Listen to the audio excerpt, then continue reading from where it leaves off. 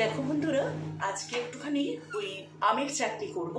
তা সেই জন্য দেখো, এগুলো তো সকলেই করো, তা মনে হলো যে আমি কেমন করে আমের চাটনিটা করব তোমাদের সাথে একটু শেয়ার করি।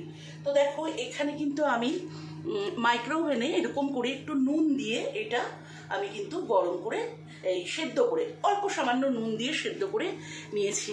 আর সেরামিক্সের বাটি তো, যার ফলে গরম হয়ে গেছে। আর দেখো, এবারে আমি এরকম তেলের মধ্যে, আমি কিন্তু সর্ষের তেলের মধ্যে অনেকে যেরকম 5 ফোড়ন দেয়, আমি কিন্তু প্রেফার করি সর্ষেটা ফোড়ন দেওয়া। এগুলো এই সর্ষে ফোড়ন দেয়, আমি প্রেফার করি 5 ফোড়ন দেওয়া। আমি কিন্তু এর মধ্যে 5 ফোড়ন দিচ্ছি, ঠিক উল্টোটাই বললাম আর কি। অনেকে সর্ষে ফোড়ন দিয়ে করে, আমি কিন্তু সবসময় চাটনির ক্ষেত্রে 5 ফোড়নটাই প্রেফার করি। তো দেখো, এই সর্ষের তেল অল্প সামান্য চাটনিতে তো লাগে, আমরা সকলেই জানি। তো এবারে যেটা করবো, যে এই 5 ফোড়নটার আর শুকনো লঙ্কাটা খুব সুগন্ধ যখন বেরোবে সুন্দর একটা, তখন আমি ওই আমটা, যেহেতু আগে থেকে সবসময় চেষ্টা করি আমের চাটনি বা জলপাইয়ের চাটনি এগুলো করলে সেটাকে একেবারে সেদ্ধ করে নিয়ে জলটা দেওয়ার চেষ্টা করি। কাঁচা জলটা খুব একটা চাটনিতে আমি অন্তত ব্যবহার করি না, বুঝেছো। তা ভাবলাম যে সকাল সকাল চাটনিটা করছি, তো তাই একটু মনে হলো বন্ধুরা শেয়ার করি তোমাদের সাথে। আর দেখো, এখন তো অনেকটাই সকাল, তো গুড মর্নিং তোমাদের সকলকে। আজকেও তো সরস্বতী পুজো চলছে, আমি তো কালকে করে নিয়েছি। তো যাই হোক, তোমাদের সরস্বতী পুজোরও আজকের দিনেরও অনেক শুভেচ্ছা দিলাম। যে যেখানে আছো সবাই খুব ভালো থেকো, এই আর কি। তো দেখো, আমার এটা আরেকটু সুগন্ধ ছাড়ুক, তেলটা আরেকটু গরম হোক। তো দেখো বন্ধুরা, এবারে আমি আমার বেশ এটার থেকে একটা সুগন্ধ ছেড়েছে। এবারে আমি যেটা করব, এই যেটা আমটা আমি সেদ্ধ করে রেখেছিলাম সেটা কিন্তু আমি দিয়ে দিলাম। কেমন, এই দেখো আমটা আমি এইভাবে দিয়ে, আমটা আমার সুন্দর সেদ্ধও হয়ে গেছে, আবার এদিকে দেখো গোটা গোটাও আছে। এবারে পর্যায়ক্রমে কি করছি তোমাদের বলতে থাকছি। যেহেতু আমটা আমার সেদ্ধ, সেই কারণে কিন্তু আমি এক্ষুনি কিন্তু আমি চিনিটা এর ভেতরে কিন্তু দিয়ে দেবো। কেমন, কেন আমার তো সেদ্ধ হওয়ার কিছু নেই। আর আমি সে দেখো শুকনো লঙ্কা দিয়েছি তো, গলায় ঝাঁজ আসছে। আর আমি সেই আন্দাজে চিনিটাও, আর দেখো এখনকার আম চিনিটা কিন্তু বেশ ভালোই লাগবে, বুঝেছো। আর আমরা একটু সরি বন্ধুরা, মিষ্টি মিষ্টি চাটনি পছন্দ করি, তো সেই ক্ষেত্রে আমরা একটু মিষ্টিটা বেশি দিই। এবার তোমরা তোমাদের আন্দাজ মতো দেবে। দেখো, আমি কিন্তু মোটামুটি একটা মিষ্টি দিলাম। দিয়ে বন্ধুরা যেটা করব, এটা যখন আমার চিনিটা পুরো একদম গলে যাবে, চিনির আর কোনো দানা দানা ব্যাপারটা থাকবে না, তখন আমি একটা মশলা শুকনো খোলায় ভেজে রাখি, সেটা আমি দেব। 1 সেকেন্ড দাঁড়াও, এটা একটু চিনিটা গলে যাক।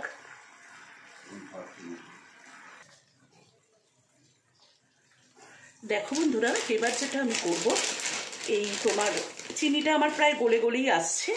এর মধ্যে এবারে আমি এরকম করে কটা কিশমিশ দেব। কিশমিশটা তোমরা পরে ডেকোরেশনের জন্য দিতে পারো, কিন্তু কিশমিশটা একটু এর সাথে সেদ্ধ হয়ে গেলে ভালোই হয়। আর দেখো, আমার কিন্তু বেশ, এই যে দেখতে পাচ্ছ এই জিনিসটা কতটা একটু গ্রেভি গ্রেভি বা একটু মানে থকথকে মতো হয়ে গেছে আর কি। তো সেই কারণে আমি যেটা করব এবারে, আমরা যেহেতু একটু একদম জেলির মতো কখনো করি, আবার কখনো ধরো একটু মানে ঝোল রাখাও পছন্দ করি, সেক্ষেত্রে তোমাদের এইটা করে আমি একটু দেখিয়ে দিচ্ছি। দেখো, এই যে, তাহলে তোমরা বুঝতে পারবে। দেখতে পাচ্ছ এই অনেকটা কিন্তু গ্রেভি গ্রেভি হয়ে গেছে। আর এটা আমি আরেকটু টানাবো, তো আর একটুখানিও কিন্তু আমার জিনিসটা বসে যাবে। এরপরে আমি যেটা করব, দেখো এইখানে আমি যে মশলা একটা করে রেখেছি শুকনো খোলাতে ভেজে, সেই মশলাটা এখন আমি একটু ছড়িয়ে দেব। সেটা আমি একটুখানি এখন ছড়িয়ে দিয়ে ফোটাবো, আর পরবর্তীতেও কিন্তু আবার একদম নামাবার আগে কিন্তু ছড়িয়ে দেবো। মোটামুটি আমার চাটনি হয়েই গেছে। এই দেখো, তোমরা ঘনত্বটা দেখে আশা করি বুঝতে পারছো। একটু ক্যামেরার সামনে ধরি, দেখো এই যে, আশা করি বুঝতে পারছো যে কতটা ঘন হয়ে গেছে। এটা আরেকটু নাড়াচাড়া করলে এটা আরেকটু বসে যাবে। তো এইভাবেই মোটামুটি আমি আমার পুরো গ্রীষ্মতে যতবার আমের চাটনি করা হয়, যদিও এখন কম করা হয় শারীরিক কারণে, তবুও যতবারই যখনই করি বা গেস্ট এলে তো আমের চাটনি করতেই হয়, তো তখন মোটামুটি ধরো এইরকমভাবেই আমার প্রসেসটা থাকে।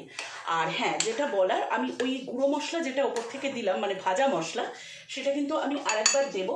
এই যে দেখো, এখানে আমি এরকম করে ভাজা মশলাটা করে রেখে দিয়েছি। এটা কিন্তু বিভিন্ন তোমরা তরকারিতেও কিন্তু খুব ভালো যায়, বুঝেছো? বিভিন্ন ধরো কোনো অন্য তরকারিতে মশলা দিচ্ছ না, সেক্ষেত্রেও কিন্তু ভালো যায়।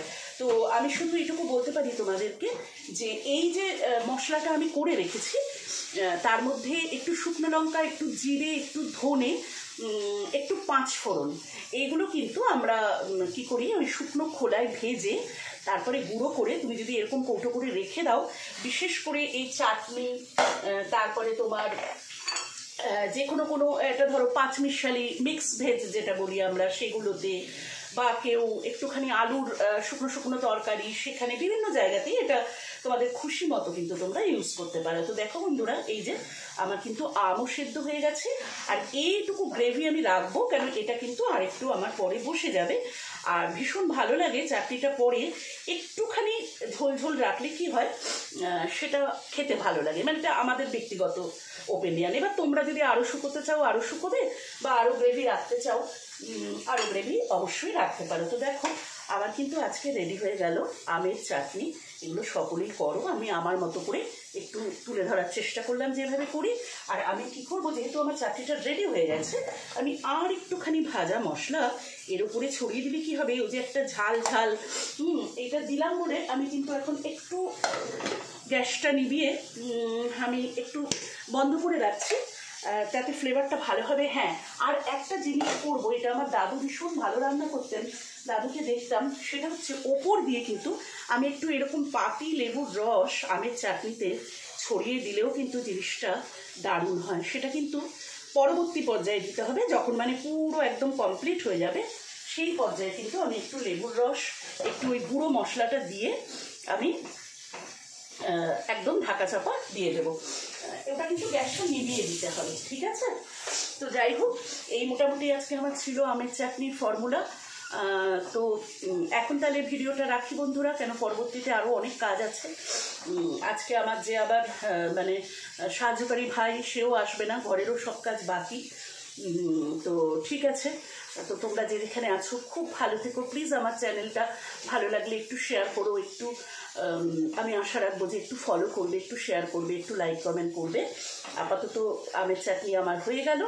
আমি আজকের ভিডিওটা এখন আপাতত এখানেই রাখি, পরে আবার করলে তো তোমাদেরকে আবার শেয়ার করবো অন্য কিছু। চলো, টাটা, বাই।